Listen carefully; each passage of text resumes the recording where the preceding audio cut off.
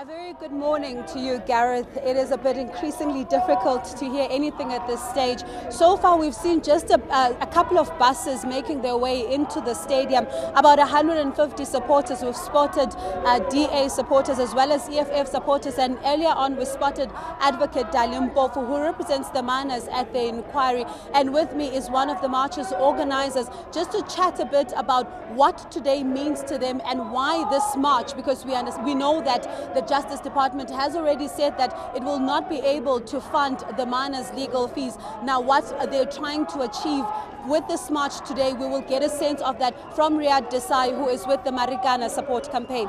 Now, Riyad, just basically today, what is this march all about? Because we know that a couple of weeks ago, the Minister of Justice said that they will not be able to fund the miners. So what is the core message of this march? Essentially, we're delivering a memorandum to the presidency. The court case is due to be scheduled for the 23rd to the 25th or 26th of September. That is the final judgment in the High Court of Pretoria. We're not sitting on our laurels, but we're mobilising to continue to mobilise public opinion around this issue. I think in many ways we've won the argument that equality before the law is critical, and that you cannot expect the firm of attorneys and the advocate to be sitting in the Commission of Inquiry now for 10 months without any legal fees whatsoever, while the state, Lonmin, the police force and everybody are very well represented. So we've managed to pull a very impressive coalition together today. We expect a few thousand people on the march. It'll be the first of such marches outside of the ANC alliance on union buildings. Mass march, that is. And now, basically, what are you hopeful that it will produce the results that you're hoping for? Because the state has already said that it has no, legal obligation to fund or pay for legal fees for for people who were not in its employ at the time of the incident. So, are you confident that today you will get the desired result? Well, if you look at the state has already made a precedent in this regard and given some legal funding for the families of the deceased miners. So it's rather contradictory for them to turn around and say that now.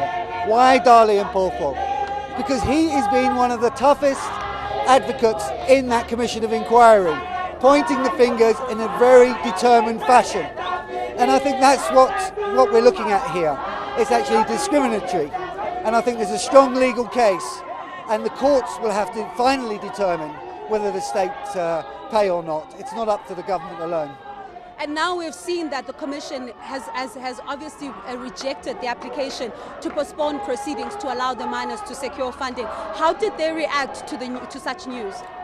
Well, what you've seen today is actually a strike happening in Lonmin, so workers can arrive here.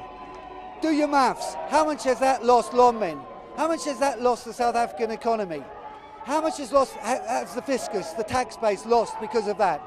My estimate would be at least 20 million rand would be lost today, when the attorneys only cost a few million. The government actually have to come to their senses and see reason in this matter, because it's only going to add fuel to the fire. It's going to fan the flames of the fire. If they continue in this way, which is perceived as grossly unfair and grossly unjust by the miners. Thank you very much. Now, Gareth, you have heard for yourself a lot of strong emotions, even with the miners last week saying through their advocates that if they're not part of this commission, it should not be called the Marikana Commission, but be called the Marikana Commission or something else, because they will not be able to be part of a process that is not going to provide them with the financial support that they require. Right, Bongiwe getting swamped by EFF supporters in the middle of this march. The campaigners are calling for the state and even government perhaps to fund their legal fees at the Marikana Commission of Inquiry. News that moves. eNCA.com.